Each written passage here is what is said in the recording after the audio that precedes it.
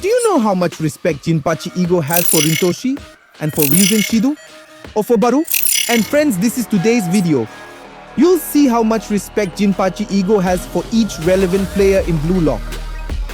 I'm Spike and I invite you to like and subscribe because this video is insane. So let's get into it. Kunigami Renzuki, 40%. Even returning with the wildcard style, Kunigami still seems trapped in the moral dilemma of being a hero in a villain's game.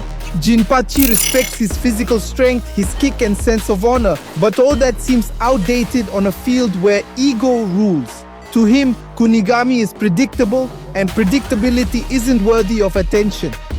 As much as he came back completely different, he still needs to evolve a lot.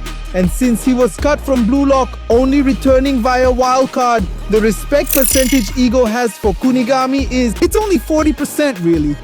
Shijiri Ryoma, 50%. With incredible speed and ability to throw defenders off balance, he's overcome his injury, but his style relies too much on open space.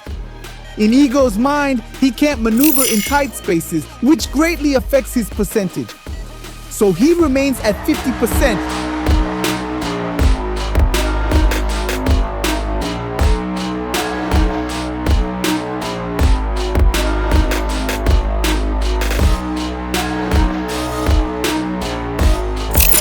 Mikagi, 54%.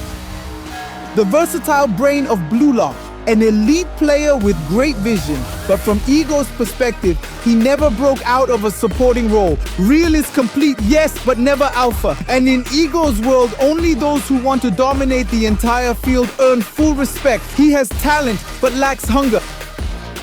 Kazuto beats 68%. Unpredictable and strategic, one of the few who can anticipate chaos. Ego sees in him a reflection of itself in some ways, but with less killer instinct. He respects his intelligence, but thinks he lacks absolute focus on winning. To him, Karazo still tries to please the system, and that reduces his value. Our dear Barou, 70%. Barou is raw ego in its most primitive form, a monster. Jinpachi deeply respects Barou's dominance in the box, his killer instinct and finishing coolness, but sees his mental rigidity as a weakness. Barou knows how to destroy but doesn't know how to adapt. Still, he's a threat that Ego recognizes and sometimes fears. Hyorio, 72%. The guy who didn't want to play and ended up becoming a key piece. Ego highly respects Hiyori's tactical intelligence. He knows Hiyori understands the game at a level few reach, but lacks the instinct and aggression Jin values so much. Still, he's a player Ego studies carefully, with potential to increase his percentage.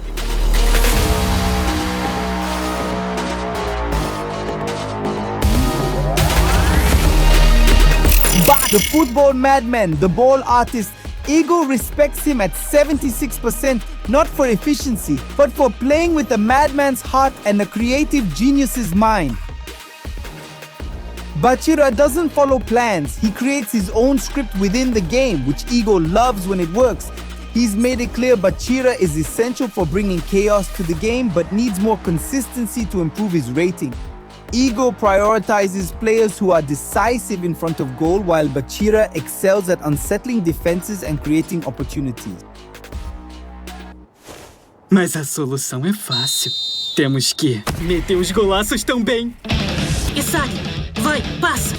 O monstro dentro de mim tá falando. Em uma situação de desespero, não temos que sentir medo. E vou te passar! Você é destro? Então... Um chapéu? Se ele vai para a esquerda. Direita? Marquem ele aí! Só mais 3. 2. 1. Eu que...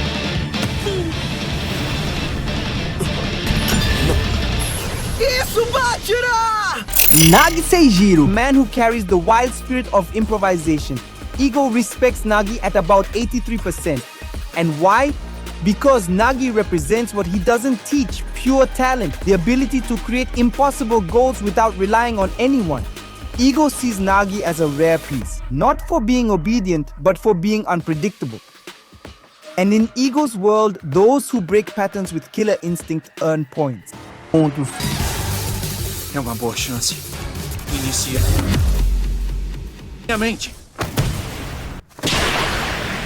Giro! Prazer em te conhecer, Japão. E eu sou... o Seishiro Nagi!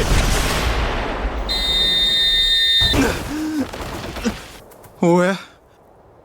Eu errei na apresentação?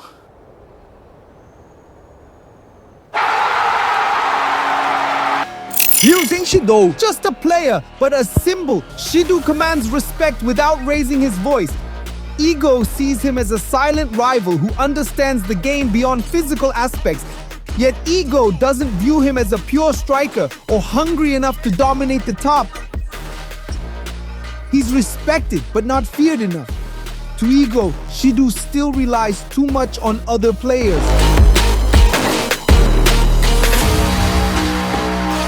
Michael Kaiser, 85% respect. Ego hates Kaiser's personality but respects his field dominance. Cold, technical, arrogant, and almost always decisive. To Ego, Kaiser creates a system around himself despite being toxic and tactically brilliant. Ego knows Kaiser plays to be king, which deserves recognition. He plays ugly but wins beautifully. That's why we settled at 85%. Rin Itoshi, 87%. The rival who came closest to dethroning Isagi. Rin is ruthless, technical, methodical, a competitive machine. Ego considers him a genius but incomplete. Rin lacks emotional connection to the game, something Ego ironically values. He's a cannon without direction. Even so, he's one of the few Ego truly takes seriously. Noah, the greatest player in the world. Ego knows that Noel isn't there to compete. He's there to teach, but still recognizes Noah's absolute power on the field. Strength, technique, instinct, mentality. Noel is the final product. He is what every player wants to be or should fear. Ego respects him as an ideal, but not as a rival. Isagi, 100% respect. The only player, the silent predator. Isagi represents everything Ego values: adaptation, tactical reading, coolness, contained hunger that grows without needing to shout. He imposes himself, he simply becomes inevitable.